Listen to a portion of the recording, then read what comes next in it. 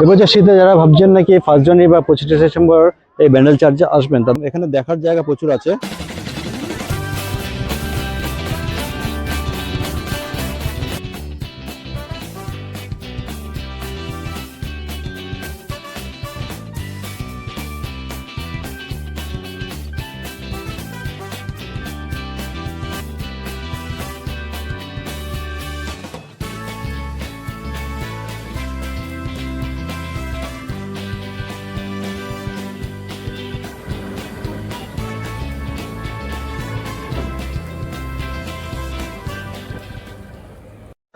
Good morning সবাইকে। আজ 20 December শনিবার। এখন ঘড়ি কাটার সময় হচ্ছে 12:30। আমি এখন আছি ব্যান্ডেল চার্চের সামনে। এই হচ্ছে ব্যান্ডেল চার্চ। আজকে আমার ডেস্টিনেশন হচ্ছে ব্যান্ডেল চার্চ। এই ব্যান্ডেল চার্চ সম্বন্ধে কিছু তোমাদেরকে জানাবো। এই ব্যান্ডেল চার্চের সময় কখন খোলা থাকে, কখন বন্ধ থাকে, কোন কোন দিন বন্ধ থাকে, সমস্ত ইনফরমেশন কিন্তু আমার এই ভিডিওতে থাকবে। তাহলে চলো ভিডিও শুরু করা যাক। প্রথমেই বলে দিচ্ছি এখানে কিভাবে আসবেন। যারা হাওড়া থেকে আসবেন তারা কিন্তু হাওড়া থেকে ট্রেন ধরে ব্যান্ডেলে নামবেন এবং ব্যান্ডেল স্টেশনের বাইরে থেকে প্রচুর অটো টোটো দাঁড়িয়ে থাকে।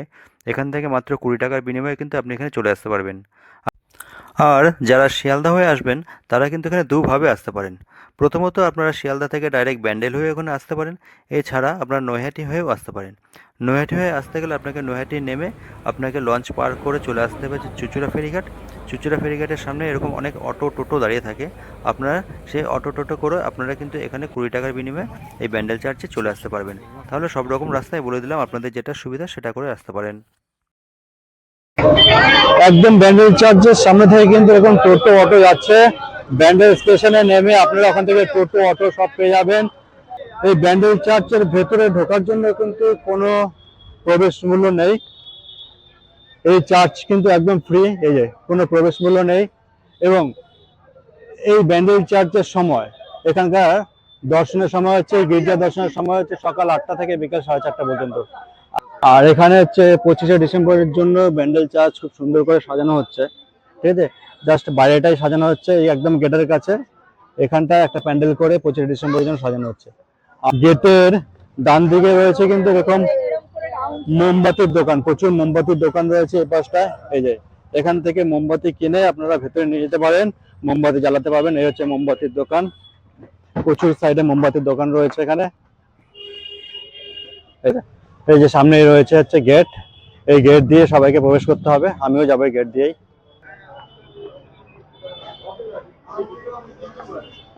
গেট দিয়ে ঢুকেই আপনাদের প্রথমে যেটা চোখে পড়বে, এই যে প্রভু যিশুর যে জীবন কাহিনী আছে তার সমস্ত কাহিনী এখানে কিন্তু খুব সুন্দর করে চিত্রের মাধ্যমে তুলে ধরা হয়েছে। একদম গেটের বাদিকে কিন্তু এভাবে সুন্দর করে সাজিয়ে তোলা হয়েছে। এই যে দেখতেই পাচ্ছেন, এখানে খুব সুন্দর সুন্দর প্রভু যিশুর বিভিন্ন রকম মূর্তি দিয়ে সাজানো রয়েছে।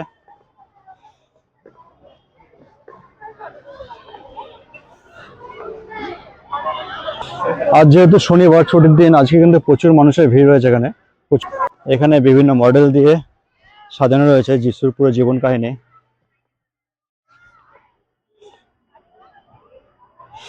এই ফুলের বাগানটা কিন্তু বেশ দারুণ লাগছে। ভেতরে আপাতত ঢোকা যাচ্ছে না, গেট বন্ধ আছে। এইবার এই চার্চের ভেতরটা আপনাদেরকে একটু ভালো করে ঘুরিয়ে দেখিয়ে দিচ্ছি, ঠিক আছে?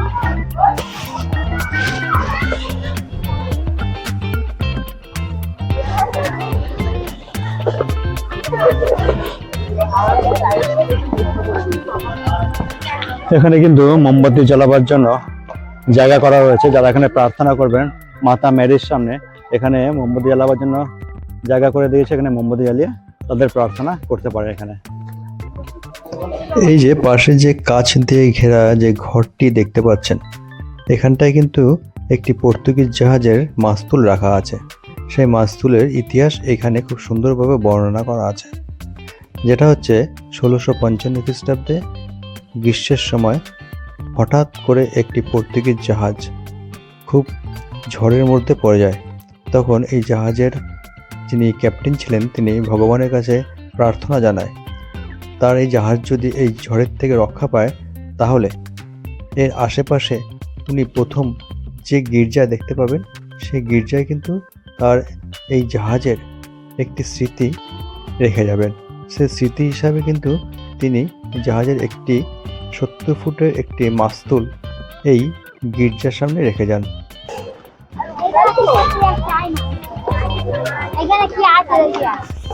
আচ্ছা, চার্চটি স্থাপিত হয়েছে 1599 খ্রিস্টাব্দে।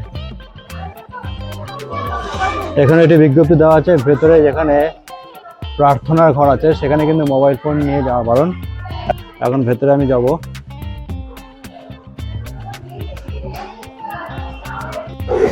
মূল চার্চের ভেতরে ঢুকে গেছে, এখানে প্রার্থনা রুম আছে। প্রার্থনা রুমের ভেতরে কিন্তু মোবাইল ফোন একদম অ্যালাউ নেই। আমি তার পাশে চলে এসেছি।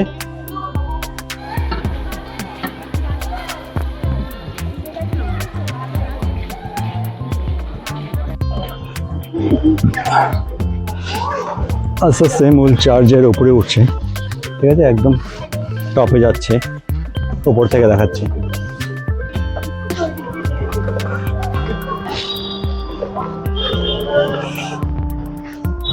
চার্চের একদম টপে চলে এসছে, ঠিক আছে।